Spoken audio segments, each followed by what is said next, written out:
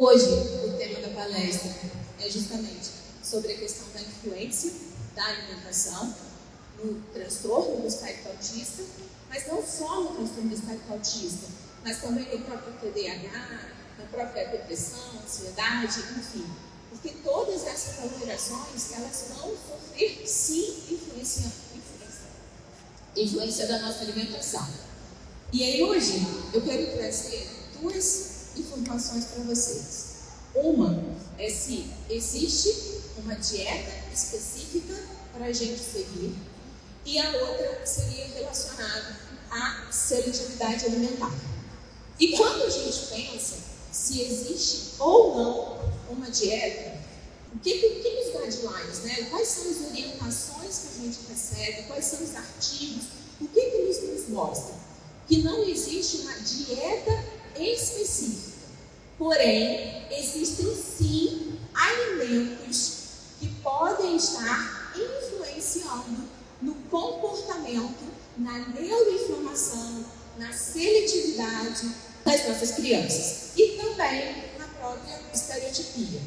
E por que isso acontece?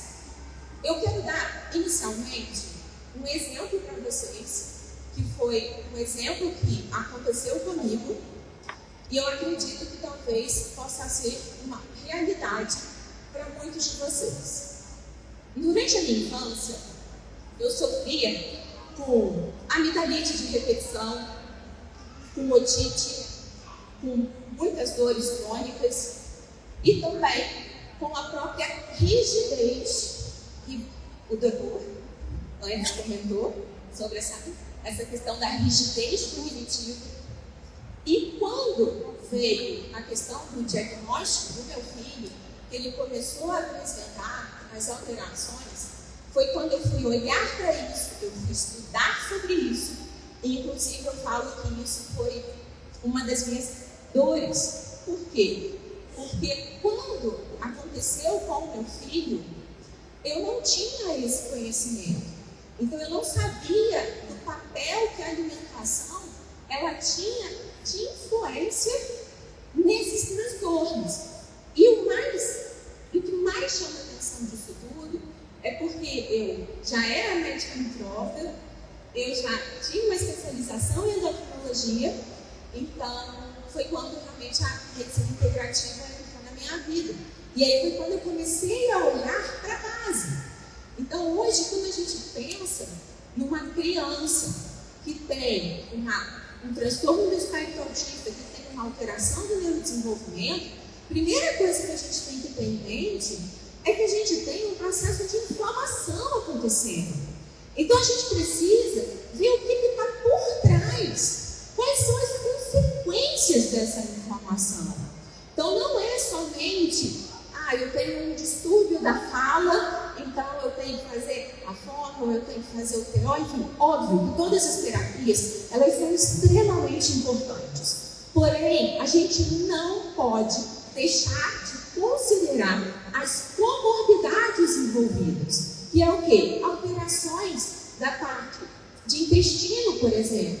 Se eu tenho uma condição intestinal alterada, eu não vou absorver os nutrientes. Se eu não absorvo os nutrientes, como que vocês querem que uma criança, que ela muito mal, está tendo nutrientes suficientes para levantar todos os dias?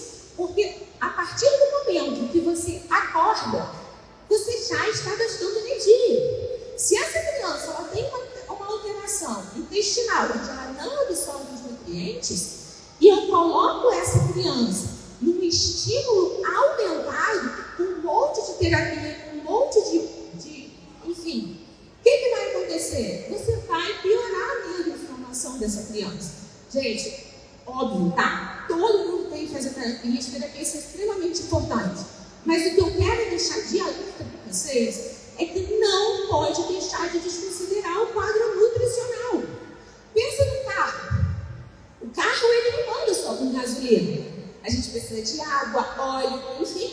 E é exatamente isso que acontece com o nosso corpo. E aí, voltando ao que aconteceu comigo.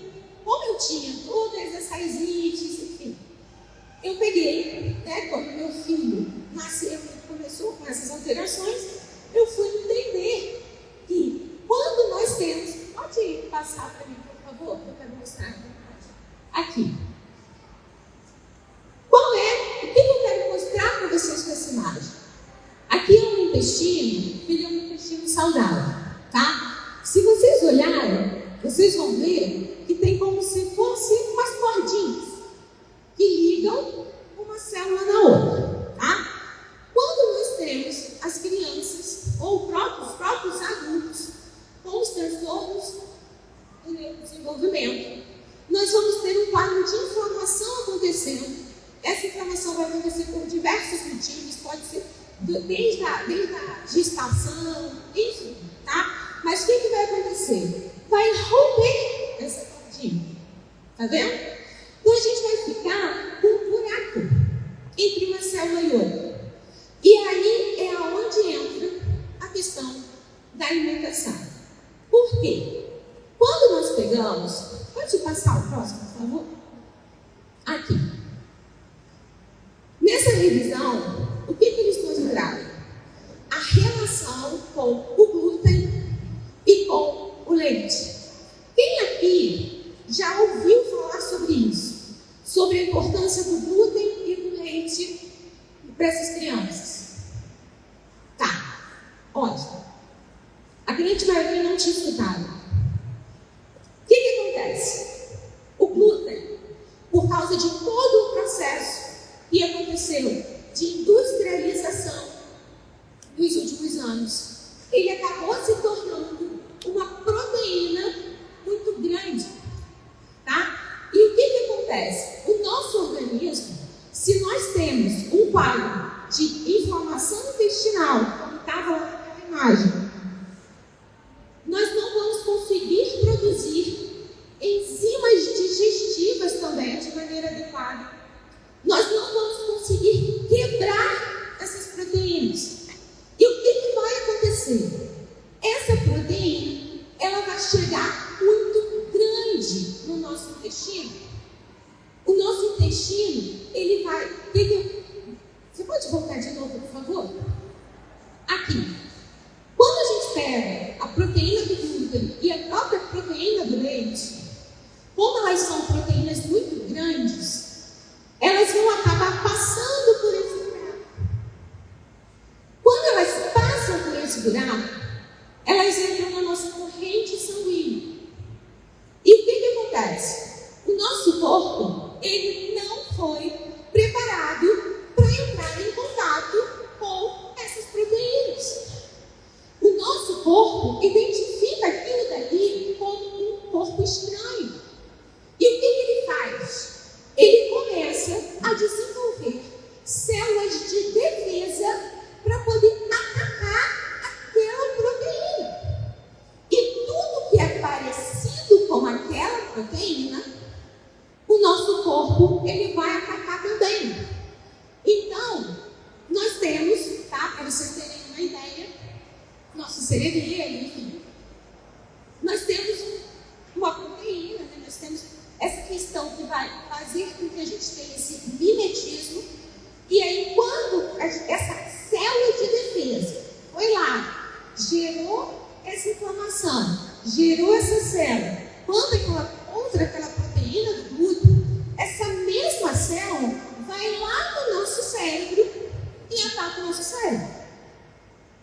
Isso vai acontecer também nas nossas articulações.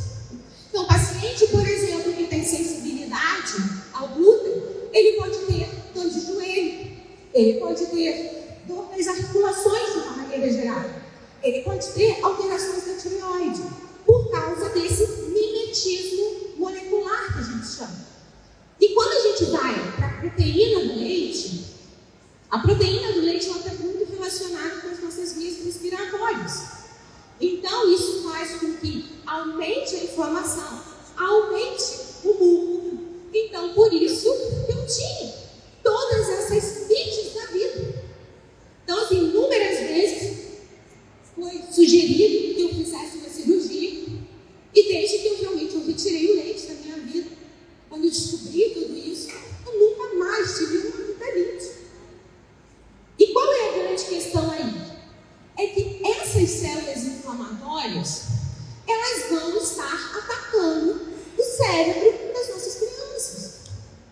Então, quando a gente pensa na alimentação, a gente não pode deixar de considerar isso.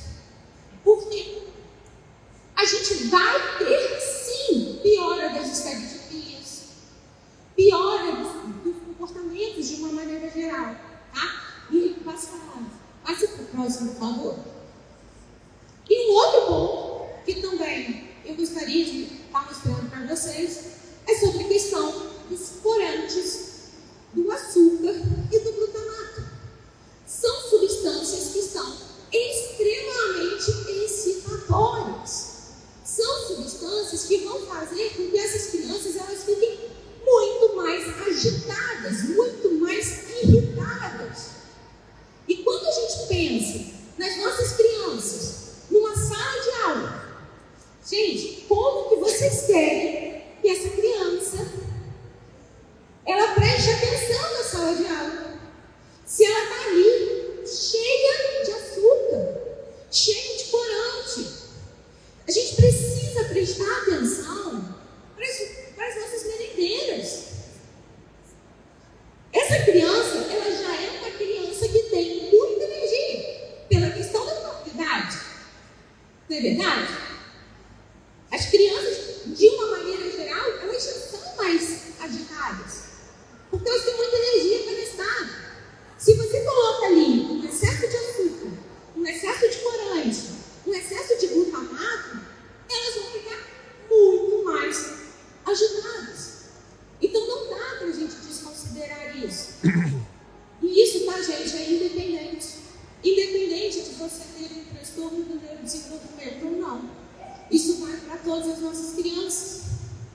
Então, assim, no caso do meu filho, por exemplo, eu mando mandioca para ele na lancheira do colégio. Então, assim, a gente tem várias outras opções. A gente não precisa estar mandando a bisnaguinha, a gente não precisa estar mandando suco papo. Passe para mim, por favor.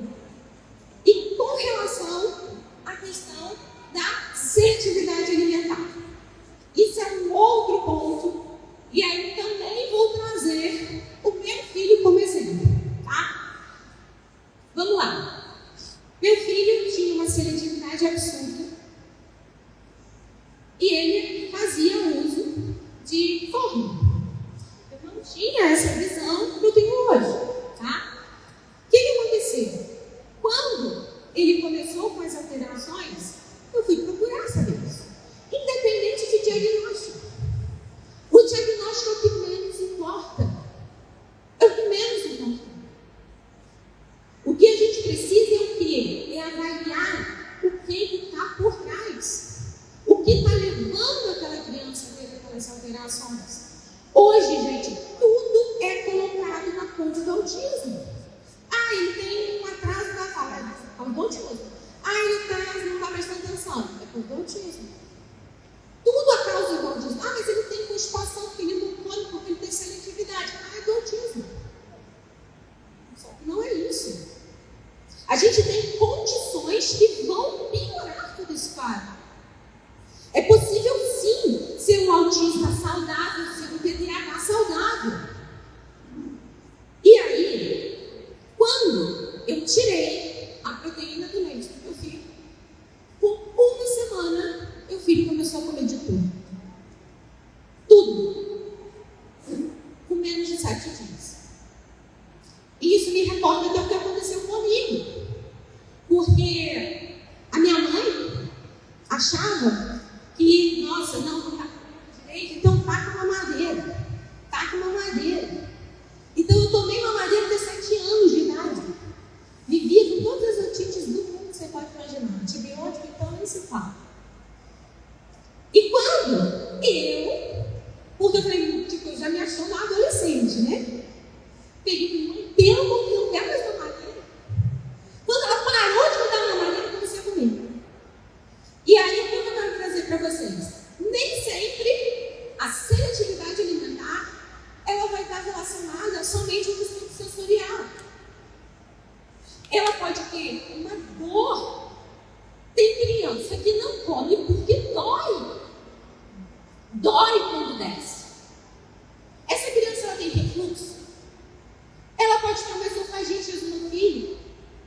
que é uma inflamação que tem no esôfago, que está relacionada à alteração da parte alérgica. Ela pode ter uma hipersensibilidade, ela pode ter uma alergia alimentar. Quem aqui, quando come alguma coisa e parece que aquilo dali não fez bem, não caiu legal, consegue ir lá e comer um prato de comida depois? Quando você come alguma coisa que não te cai bem, o que você faz? Você rejeita a comida por um período. Só que essa criança, às vezes, ela está sendo alimentada o tempo inteiro com um alimento que é um alimento que inflama ela. Então, isso são coisas que a gente não pode deixar de desconsiderar numa seletividade alimentar. Porque muitas vezes, a partir do momento que você resolve esse quadro, você resolve essa inflamação, você resolve esse refluxo, você resolve essa questão intestinal, essa criança ela volta a comer.